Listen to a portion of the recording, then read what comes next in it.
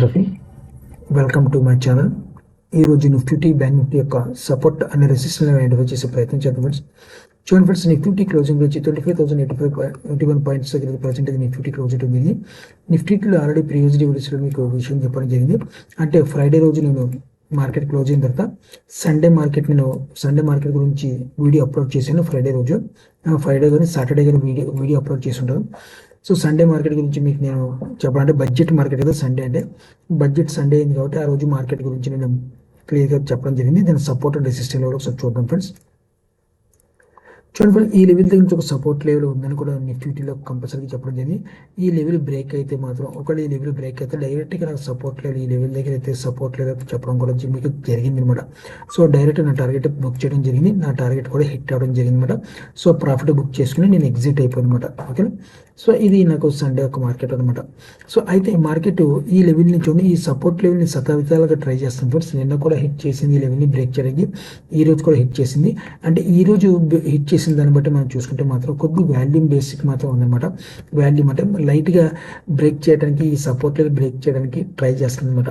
అదేవిధంగా మార్కెట్ మనకి నిఫ్టీ మనం చూసుకుంటే ఈ రెసిస్టెన్స్ లెవెల్ చూసుకుంటే ఇది కొద్దిగా స్ట్రాంగ్ అవడానికి ట్రై చేస్తుంది ఫ్రెండ్స్. అవ్వలేదు.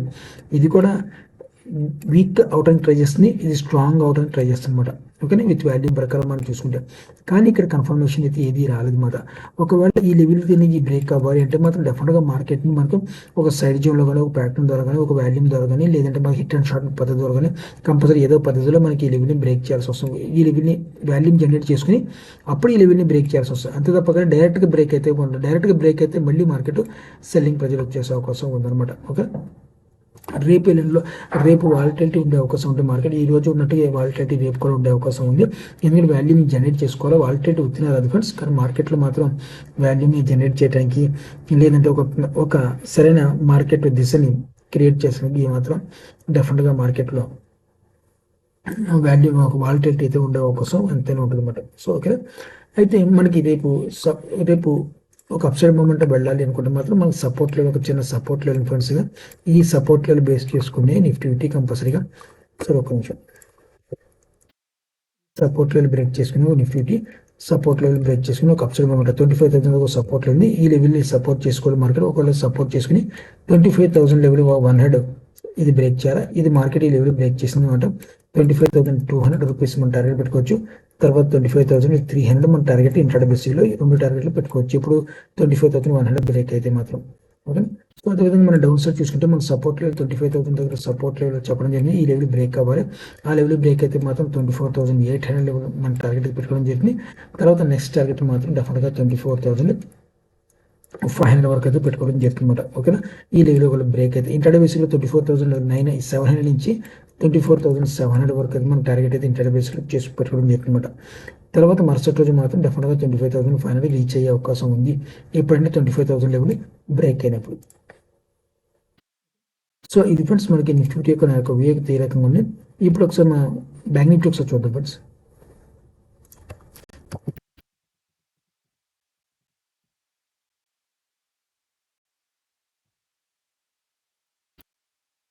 బ్యాంక్ నిఫ్టీ క్లోజింగ్ వచ్చి 58,602 పాయింట్స్ దగ్గర బ్యాంక్ నిఫ్టీ అయితే క్లోజ్ అవ్వడం జరిగింది.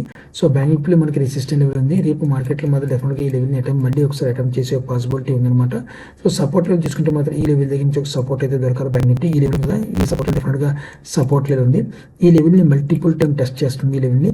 సో ఒక స్ట్రాంగ్నెస్ గురించి ట్రై చేస్తుంది మార్కెట్. సో కానీ వాల్యూమ్ అయితే జనరేట్ కాలేదు. వాల్యూమ్ జనరేట్ అయిన తర్వాత ఈ లెవెల్ ఎంతవరకు స్ట్రాంగ్నెస్ చూద్దాం. వాటి ఉండే అవసరం చేసుకునే 58,000 సపోర్ట్ అయింది.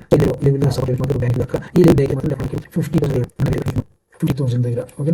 సో అలా కాకుండా ఒకవేళ మన ఇన్ కేసు 58,500 దగ్గర మార్కెట్ సపోర్ట్ దొరికిందంటే మాత్రం మనం డైరెక్ట్ మన ఫస్ట్ టార్గెట్ ఇది దీంతో బ్రేక్ అయితే మాత్రం తర్వాత మన టార్గెట్ కానీ రేపు మార్కెట్ వాలిటిలిటీ ఉంటుంది. ఈ 2 టార్గెట్ రావడం కష్టం మాత్రం.